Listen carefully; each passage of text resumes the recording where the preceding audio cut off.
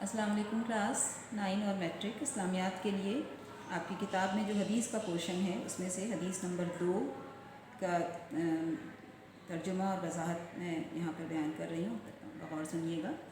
حدیث نمبر 2 دیکھیے کتاب میں ہے، طلب العلم فریضۃ علی کل مسلم۔ ترجمہ اس کا ہے، علم کی طلب ہر مسلمان مرد و عورت پر فرض ہے۔ آپ جانتے ہیں، اس سے پہلے بھی آپ علم کے بارے میں پڑھ چکے ہیں کہ علم کے معنی ہیں جاننا، سیکھنا، سمجھنا۔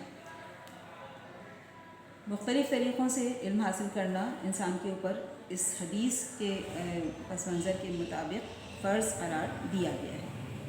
ظاہر ہے کہ علم وہ چیز ہے جو انسان کو فرشتوں سے اور دیگر تمام مخلوقات سے بلند مقام عطا فرماتی ہے، کیونکہ اللہ تعالیٰ نے جب حضرت آدم علیہ السلام کو بنایا اور فرشتوں کو حکم دیا کہ انہیں سجدہ کریں، تو فرشتوں نے سوال کیا کہ کس بنا پر یہ مٹی سے بنائی ہوئی مخلوق ہمارے لیے ہم سے بھی زیادہ افضل ہے، جبکہ ہمیں نور سے بنایا گیا۔ تو اللہ تعالیٰ نے فرمایا کہ ہاں، کیونکہ میں نے انہیں اسے علم عطا کیا ہے، تو اسی بنا پر انسان اشرف المخلوقات کہلایا ہے۔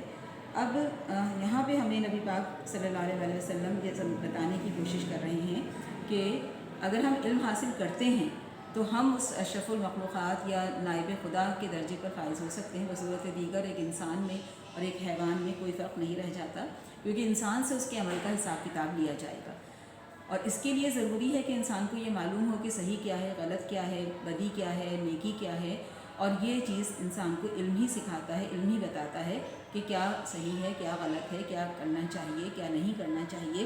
اس کے لیے دین کا علم بھی ضروری ہے اور دنیا کا علم بھی ضروری ہے۔ تو گویا کہ بغیر علم حاصل کیے ہم کسی بھی قسم کا مقام مرتبہ حاصل نہیں کر سکتے، نہ دینی اعتبار سے اور نہ ہی دنیاوی اعتبار سے۔ علم کی فضیلت کا اندازہ اس بات سے بھی لگایا جا سکتا ہے کہ اللہ تعالیٰ نے جو پہلی وحی نازل فرمائی اس کا پہلا لفظ ہے اقرا۔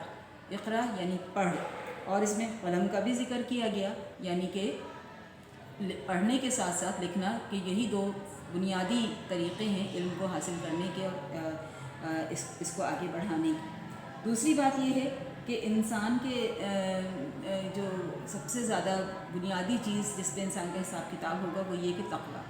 جس قدر انسان میں تقویٰ ہوتا ہے، مسلمان میں تقویٰ ہوتا ہے، اتنا ہی زیادہ وہ برائیوں سے بچتا اور اچھے کام کرتا ہے، نیک کام کرتا ہے۔ لیکن تقوی کے لیے علم کا ہونا ضروری ہے، جیسے کہ ارشاد باری تعالیٰ ہے کہ اللہ کے بندوں میں سے اہل علم ہی اللہ سے ڈرتے ہیں، یعنی جب انہیں علم ہوگا کہ اللہ کے بارے میں اور اپنی حیثیت کے بارے میں، تو ہی وہ اللہ سے ڈریں گے، اس کے احکامات کی پیروی کریں گے۔ دوسری بات یہ ہے کہ علم مغفرت الہی کا ذریعہ ہے، یعنی کہ ہماری آخرت میں بخشش مغفرت اسی صورت میں ہوگی جب ہم نے نیک اعمال کیے ہوں گے، اور نیک اعمال کرنے کے لیے علم کا ہونا ضروری ہے۔ انسان کے دنیا میں اور دین میں اعلیٰ درجات بھی اس کو ملتے ہیں علم کی ہی وجہ سے۔ اللہ تعالیٰ نے جیسے فرمایا کہ اللہ خود سے ایمان والوں اور علم والوں کے درجات بلند فرماتا ہے۔ پھر یہ کہ حق و باطل میں فرق کرنے کے لیے بھی علم کا ہونا ضروری، جیسے میں نے پہلے کہا کہ صحیح اور غلط کیا ہے یہ ہمیں علم ہی بتاتا ہے۔ ارشاد باری تعالیٰ ہے کہ کیا جاننے والے اور نہ جاننے والے برابر ہو سکتے ہیں؟ یقیناً نہیں، نصیحت تو عقل رکھنے والے ہی قبول کرتے ہیں، یعنی عقل تو سب کے پاس ہوتی ہے، لیکن اس عقل کا استعمال ہمیں علم سکھاتا ہے، اور یہی ہمیں صحیح اور غلط کی تمیز سکھاتا ہے۔ اس کے علاوہ حدیث میں بھی اگر ہم دیکھیں تو علم کی بہت زیادہ فضیلت ہے۔ اس حدیث کے علاوہ بھی آپ صلی اللہ علیہ وسلم نے متعدد مقامات پر علم کی اہمیت کو واضح کیا، جیسے کہ آپ صلی اللہ علیہ وسلم دعا مانگا کرتے تھے کہ رب زدنی علما، کہ اے میرے رب میرے علم میں اضافہ فرما۔ آپ صلی اللہ علیہ وسلم نے فرمایا کہ علم کی فضیلت عابد پر ایسی ہے جیسی چاند کی فضیلت ستاروں پر، یعنی کہ ایک عبادت گزار بندے کے مقابلے میں ایک عالم کی حیثیت زیادہ بلند ہے، زیادہ بالا ہے۔ اور اسی طرح سے فرمایا کہ عالم کی فضیلت عابد پر ایسی ہے جیسے میری فضیلت تم میں سے کسی کم درجے کے آدمی پر، یعنی کسی عام آدمی کے مقابلے میں جو رسول اللہ صلی اللہ علیہ وسلم کا مقام و مرتبہ ہے، ایسے ہی ایک عالم کا مقام و مرتبہ ایک عابد یعنی عبادت کرنے والوں کے مقابلے میں ہے۔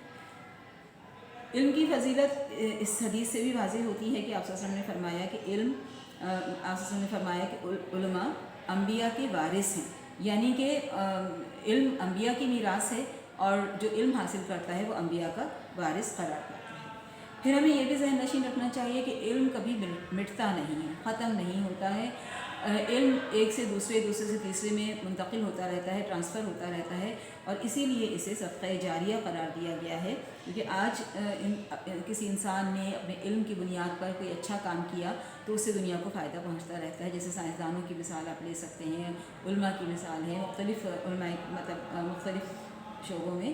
تو یہ علم ہمیں اس طرح سے اس کی اہمیت کا اندازہ ہوتا ہے. امید ہے کہ آپ کو یہ تشریح سمجھ میں آئی ہوگی. آپ یہ اس کا ترجمہ اچھی طرح سے اپنے نوٹس میں سے یاد کیجیے گا. اللہ حافظ.